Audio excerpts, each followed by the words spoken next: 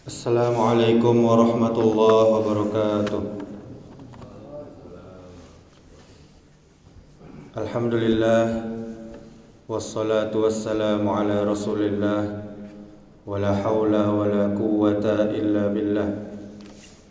Asyhadu an la ilaha illallah wahdahu la syarikalah, wa asyhadu anna Muhammadan abduhu wa rasuluh. Amma ba'du. Kaum muslimin, kaum muslimat, jamaah subuh yang dirahmati Allah Subhanahu wa taala. Kita bersyukur kepada Allah Subhanahu wa taala. Kita memperbanyak memuji Allah Subhanahu wa taala. Sampai saat ini Allah masih melimpahkan begitu banyak nikmat-Nya untuk kita. Nikmat kesehatan, nikmat iman, nikmat Islam. Dan jika kita hitung-hitung nikmat dari Allah, kita tidak akan mampu untuk menghitungnya. Wa in ta'uddu ni'matallahi la tuhsuha. Kemudian tujuan kita memperbanyak syukur kepada Allah Subhanahu wa taala agar Allah selalu tambahkan nikmat-Nya untuk kita, dan juga merupakan perintah dari Allah. Jika kita tidak bersyukur kepadanya, maka azab Allah sangatlah pedih. La in syakartum la azidannakum wa la in kafartum inna azabi lasyadid.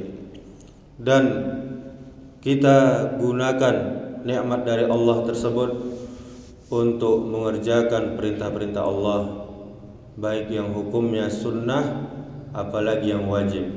Kemudian kita tinggalkan larangan-larangan Allah, baik yang hukumnya makruh apalagi yang haram.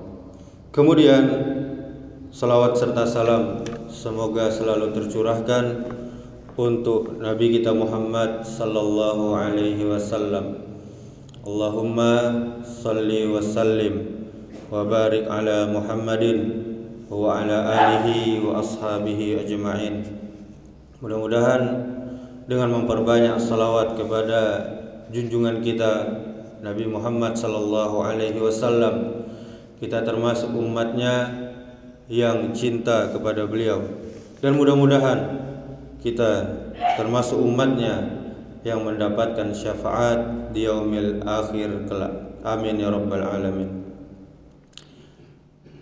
Kaum muslimin, kaum muslimat, Bapak Ibu yang dirahmati Allah Subhanahu wa taala, dalam sebuah hadis dari Sofiyah, istri Nabi sallallahu alaihi wasallam, bahwa beliau telah bersabda, "Man ata 'arrafan fasa'alahu an syai'in lam tuqbal lahu salatun arba'ina lailah." Siapa saja yang telah mendatangi seorang peramal, lalu dia menanyakan sesuatu kepada peramal tersebut, maka tidak diterima salatnya selama 40 malam. Hadis riwayat Muslim, nomor hadis 2230. Kemudian Allah Subhanahu wa taala berfirman, "Innallaha indahu ilmus sa'ah wa yunazzilul ghais wa ya'lamu ma fil arham wa ma tadri nafsum maza taksibu ghadan wa ma tadri nafsum bi ayyi ardin tamut innallaha alimun khabir." Sesungguhnya Allah Ta'ala hanya pada sisinya sajalah pengetahuan ilmu tentang hari kiamat, dan dialah yang menurunkan hujan dan mengetahui apa yang ada dalam rahim, dan tiada seorang pun yang dapat mengetahui dengan pasti apa yang akan diusahakannya besok, dan tiada seorang pun yang bisa mengetahui di bumi mana dia akan mati. Sesungguhnya Allah Subhanahu wa taala Maha mengetahui lagi Maha mengenal. Surah Luqman ayat 34. Di dalam ayat ini Bapak Ibu jamaah yang dirahmati Allah Subhanahu wa taala, kita diajarkan sehingga meyakini bahwa persoalan yang gaib, yang tidak kita ketahui, yang tidak kita nampak, hanyalah Allah Ta'ala semata yang mengetahuinya. Sebuah kutipan penjelasan dari Syekh Al-Utsaimin rahimahullahu ta'ala. Kata Al-A'raf yaitu orang yang mengaku dirinya sangat mengetahui atau bisa meramal, dialah termasuk pola kata mubalaghah yang menunjukkan arti berlebih-lebih dari kata al-arif, orang yang mengetahui, atau kata yang dihubungkan kepada perbuatan arafah, yaitu meramal.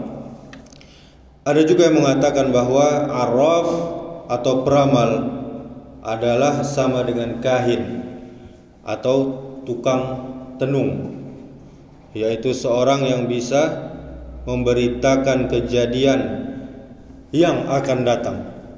Dan ada pula yang mengatakan bahwa arraf adalah salah satu julukan bagi tukang tenung, ahli nujum, atau semisalnya yang dihubungkan kepada perbuatan mencari tahu persoalan gaib dengan berpedoman kepada sejumlah pengantar atau media yang dipergunakan. Dan inilah arti yang lebih umum yang ditunjukkan oleh akar kata, karena akar katanya adalah ma'rifah atau artinya pengetahuan. Maka jadilah istilah peramal. Istilah peramal ini ditujukan kepada siapa saja yang menggeluti perbuatan meramal dan mengakui punya pengetahuan terhadapnya. Perkataan hadis tadi, barang siapa yang telah mendatangi seorang peramal lalu dia menanyakan sesuatu kepadanya, maka tidak diterima solatnya selama 40 malam atau 40 hari. Secara lahiriahnya, hadis ini bisa kita pahami bahwa semata-mata menanyai peramal saja maka mengakibatkan tidak diterima solat kita selama 40 hari. Namun ini tidak berlaku mutlak, karena menanyai peramal ada pula macam-macamnya Bapak Ibu jamaah yang dirahmati Allah Subhanahu wa taala. Ada berapa macam? Yang pertama, semata-mata menanyakan suatu perkara kepada peramal, maka ini adalah perbuatan yang haram. Sebagaimana sabda Nabi sallallahu alaihi wasallam yang kita bacakan tadi, ditetapkan kepadanya sanksi atas perbuatan tersebut. Dan itu menunjukkan keharamannya, karena ancaman atau sanksi hanyalah atas perbuatan yang haram. Kemudian macam yang kedua, menanyai peramal lalu percaya dan juga berpedoman kepada ucapan ramalan tersebut. Maka ini adalah perbuatan yang kufur, karena mempercayai persoalan gaib adalah pendustaan terhadap Al-Quran. Karena Allah Ta'ala berfirman, Qul la ya'lamu man fis samawati wal ardil ghaiba illa Allah wa ma yash'uruna ayyana yub'atsun. Katakanlah, tidak ada seorang pun di langit dan di bumi yang mengetahui perkara yang gaib kecuali hanya Allah, dan mereka tidak mengetahui bila mereka akan dibangkitkan. Ini bisa kita lihat di surah An-Naml ayat 65. Kemudian macam yang ketiga, menanyai peramal untuk mengujinya, apakah dia jujur atau dia berdusta. Bukan maksudnya untuk mengambil ucapannya. Maka yang seperti ini tidaklah mengapa, dan tidak masuk dalam ancaman hadis yang kita baca tadi. Dan Nabi SAW pernah menanyai Ibnu Syayyad, apakah yang telah aku sembunyikan untukmu? Kemudian dia menjawab, ad-duh, yaitu asap. Maka Nabi bersabda, diamlah, sekali-kali kamu tidak akan mampu melampaui kadarmu. Hadis riwayat Bukhari. Nabi kita Muhammad sallallahu alaihi wasallam menanyai perihal sesuatu yang telah beliau sembunyikan untuknya, untuk maksud mengujinya. Dan yang Nabi tanya tadi adalah seorang peramal. Kemudian macam yang keempat, menanyai peramal untuk tujuan menampakkan ketidakmampuannya, ketidakbisaannya, dan menampakkan kedustaannya.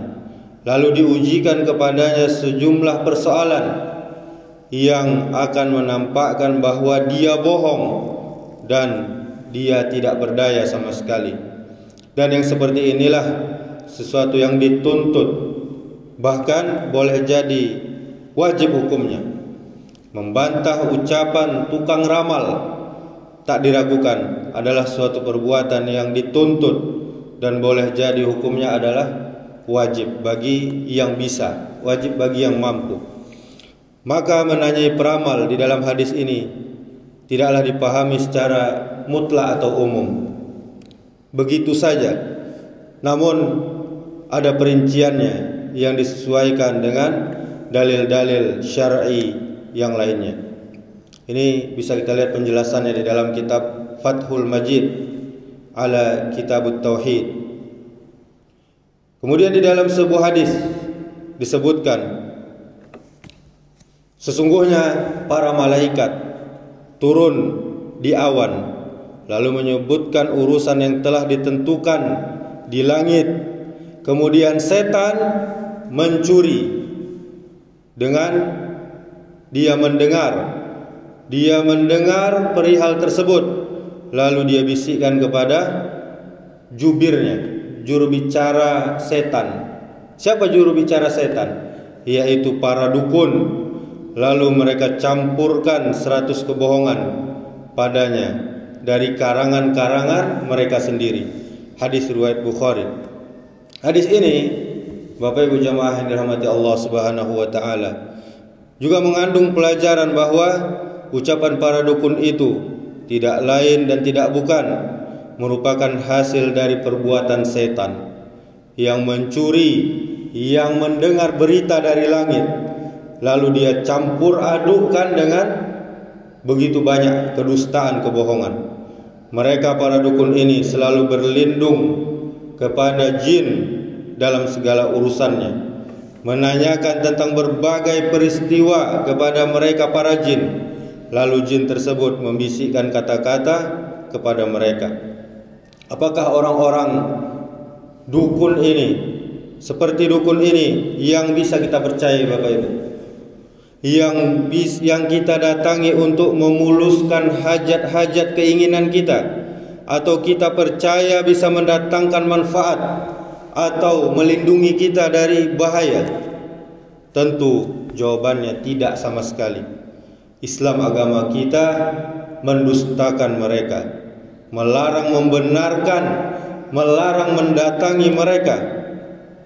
Bapak Ibu jamaah yang dirahmati Allah Subhanahu wa taala, di antara kewajiban hati kita adalah bertawakal, berserah diri kepada Allah taala, yaitu bersandar dalam segala urusan kita kepada Allah. Wajib bagi kita bersandar kepada Allah, karena Allah lah pencipta kita, pencipta manfaat dan mudarat, serta pencipta segala sesuatu.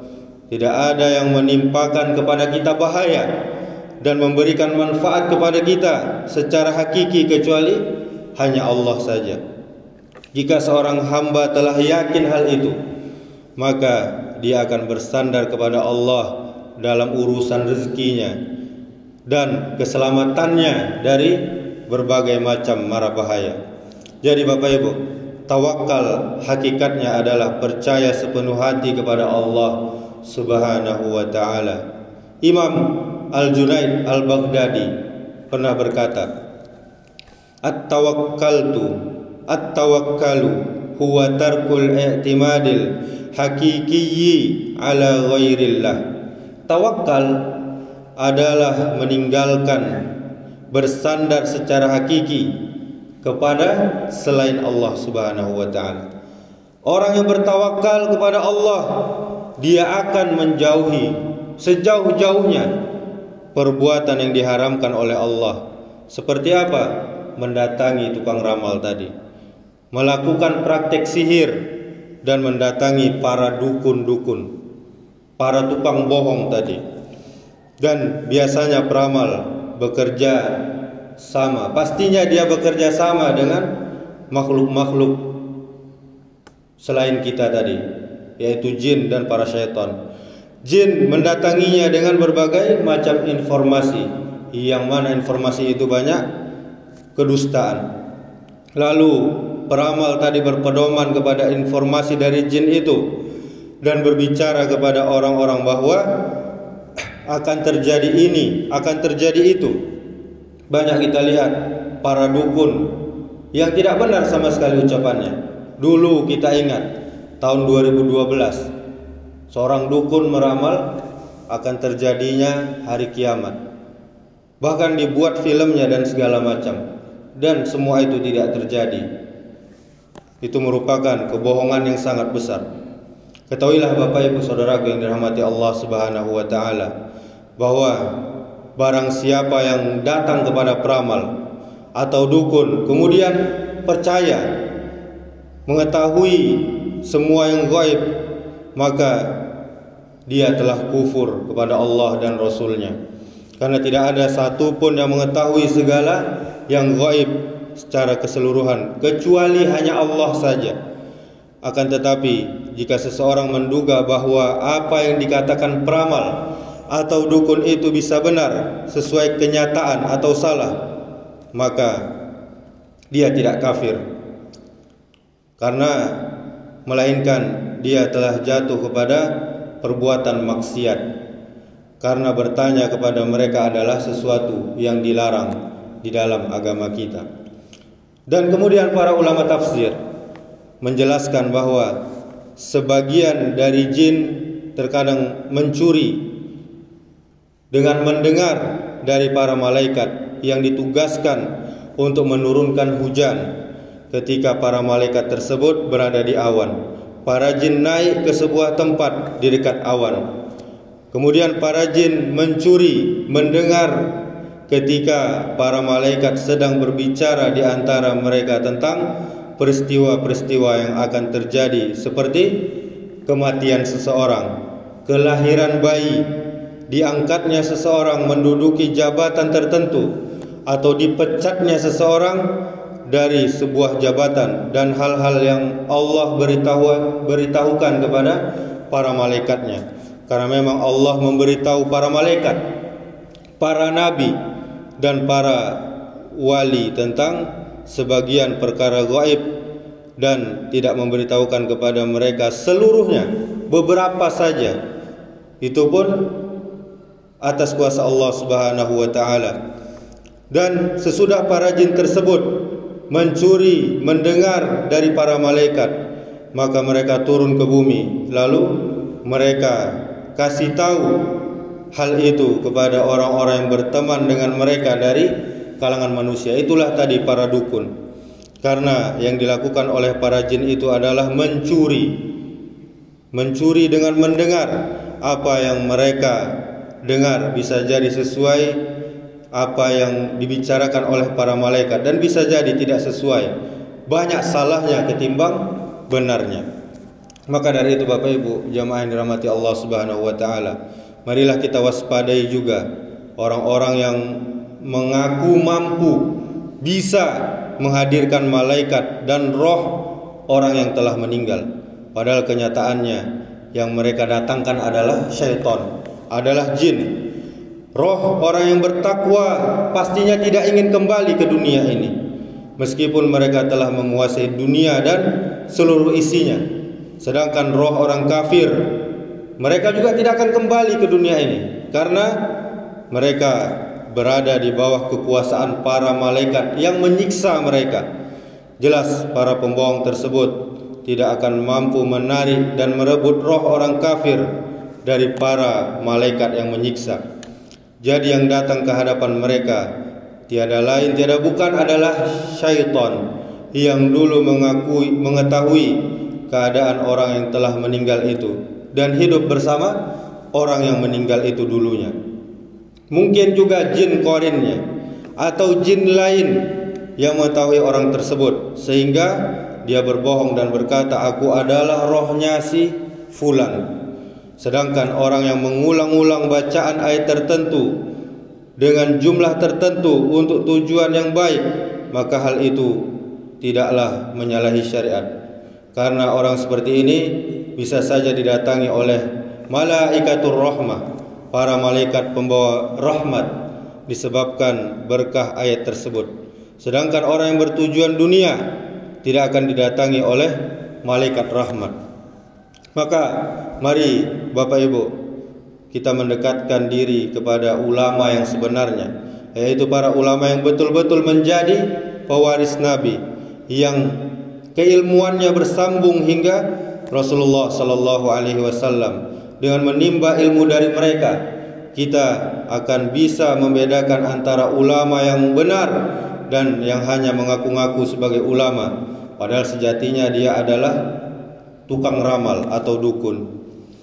Dan mari kita jauhi perkara-perkara yang berbau-bau perdukunan, dan itu hanya bisa merusak akidah kita. Demikianlah kajian pada pagi hari yang penuh berkah ini. Semoga bermanfaat dan membawa berkah bagi kita semua. Amin ya rabbal alamin. Subhanakallahumma wa bihamdika asyhadu an la ilaha illa anta astaghfiruka wa atubu ilaik. Wassalamualaikum warahmatullahi wabarakatuh.